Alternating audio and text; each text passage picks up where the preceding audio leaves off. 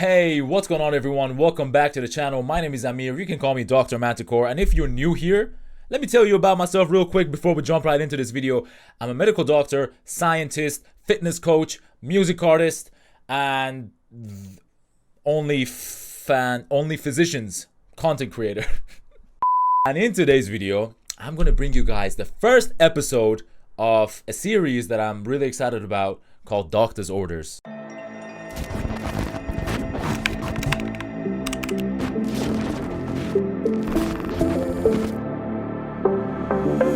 In this particular series, I'm going to be discussing health and fitness related issues, topics, aiming to provide some sort of value to you in order to improve your health, your fitness, your mental health, your mindset, and just enable you to adjust some things in your life that you might be doing wrong and just help you live a better and healthier life. And so in today's episode, we're going to be talking about insulin, what it is, why it's important that you are aware of this hormone and how to control it. And because a lot of us, especially in today's society, we do not know what this hormone is and how it could affect our body when it comes to fat loss and fat gain and all sorts of stuff. So in today's video, I'm going to be discussing that with you. Let's jump right in. Now, first and foremost, what is insulin and what are its functions? It's a hormone that's secreted by your pancreas, right? The beta cells of the pancreas, right? The betas. Betas produce insulin. Wow. I don't know. What its function is, basically it allows your body to regulate its blood sugar levels, right? So we have sugar in our blood, or glucose, and insulin allows us to either take the glucose out of the blood in order to use it for storage or for energy use, or if we become insulin resistant, which I will get into if you don't know what that means, your body basically cannot release the sugars in your blood anymore, or it ends up using the already released glucose and stores it as fat. But we'll jump right in and talk about that in a second. So basically, insulin is a key that unlocks your cells to use glucose in your blood, pulls it out of your blood, and uses it as energy or as storage. Now let's talk about insulin sensitivity and insulin resistance. What do these terms mean and why you should be aware of these terms? So insulin sensitivity refers to how well your cells respond to insulin signal. When you're insulin sensitive, your body efficiently and effectively pulls the glucose out of your bloodstream and uses it for energy, which keeps your blood sugar levels stable. On the other hand, insulin resistance happens when your body can't really, or your cells can't respond well to insulin signal. This leads to higher blood glucose levels because your cells can't take in glucose properly, or the glucose can't enter the cells properly. This is because when you wake up, guys, in the morning, your body is extremely insulin sensitive, right? Which means it could easily pull the glucose out of your blood. This is a whole different topic, when you're sleeping, what does your body do? What does it produce? Your liver and all that stuff. So when you wake up, you have glucose already in your bloodstream, right? And I need to make a video on why eating like carb heavy breakfast or the traditional breakfast is a huge scam, and which leads to diabetes, obesity, and a bunch of other problems in another video. But when you wake up early in the morning, right, your body's insulin sensitive, and it solely depends on what you eat, which causes your body to either keep the blood glucose levels stable, or you end up spiking it way too high, and then you keep spiking your insulin throughout the day by eating more carb heavy food. And by carb, I mean refined carbohydrates, right?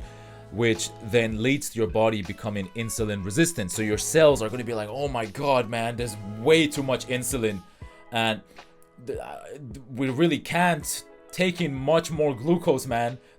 We've already taken enough. We can't take any more. So what your body does is it stores that glucose as fat. And that's why obesity is a huge problem in the Western world. There's a lot of obese people because of this simple fact. They do not know how to control their insulin, and they end up going on these ridiculous diets to lose weight, but then they end up eating all these foods that spike their insulin through the roof, which reverses or cancels out everything that they've done at the gym, their diet, and it's just really annoying. So now you know what insulin sensitivity is and what insulin resistance is. Now, how can you regulate and control your insulin?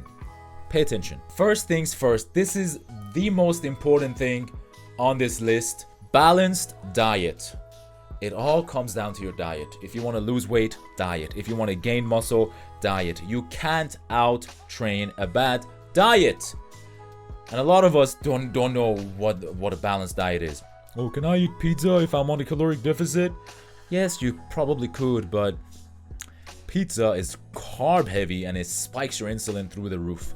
So if you don't really know how to strategize your cheat day, right, it's gonna damage all the work that you've done pretty much maybe throughout the week if you're eating a lot on your cheat days, right? So a balanced diet, what do I mean? Whole foods. Stay away from refined carbs and sugars and just processed food. Complex carbs, protein, veggies. Complex carbs, protein, veggies. Veggies are filled with fiber. They keep you full and satiated. They don't spike your insulin through the roof. Same with lean protein. Like, I love chicken breast, right? Chicken breast keeps me full, doesn't spike my insulin that much, which allows my body to have like a stable glucose level, and it helps me lose fat, because a lot of us, we already have fat on us, right?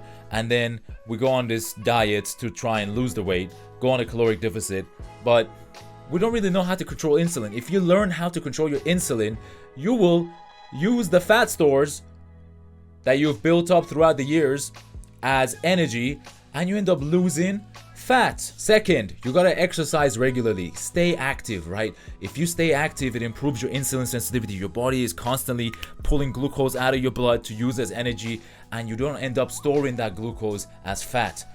Exercise regularly. Lift some heavy weights. So when you're lifting weights, it helps your muscles use glucose as energy, and it reduces the burden on your pancreas to keep on, secreting insulin throughout the day. Number 3, make sure you manage your stress. Cortisol is the stress hormone. It's your biggest enemy, right? Because chronic stress can affect your insulin sensitivity or insulin secretion tremendously. So practice, stress reduction technique, yoga, meditation, breathing techniques. What I usually do is I take ashwagandha. That's a supplement that I will make a video on. I've been taking it for quite a while, and the results have been mind-blowing. It's something that I don't think a lot of people know about, but I'll make a video on it for you guys because I think it's absolutely amazing. Number 4, prioritize sleep. Make sure you're getting enough sleep, please. So poor sleep quality can disturb your insulin secretion and your insulin function and your circadian rhythm, which is basically your body's clock. And last but not least, make sure you're maintaining a healthy weight. Please, guys. A lot of us are actually overweight or maybe obese, and we're not even aware of it. And we're constantly stuffing our face with foods that we're not supposed to be eating. And this causes us to reach that insulin resistant phase, which causes your body to store the glucose that it keeps, pulling out of your blood as fat instead of using it as energy. So maintain a healthy weight, check your BMI, and make sure that you're getting enough activity. Make sure that you're not eating too late at night before bed. Again, that's another video that I'll make to discuss why you should not eat carb heavy food or any refined carbs like 6 or 7 hours before you sleep. I'm pretty sure you'll enjoy it because I've been doing that myself and I've been losing a ton of weight. So yeah, that's pretty much it. In conclusion, we talked about insulin, what it is, how to control it, and why it's important to stay away from high carb foods when you're trying to lose weight. So many topics we've discussed in one video.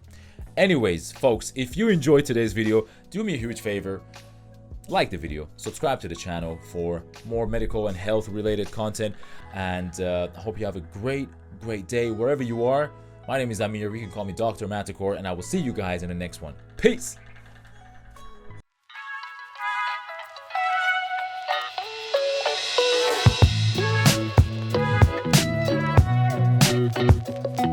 Bye.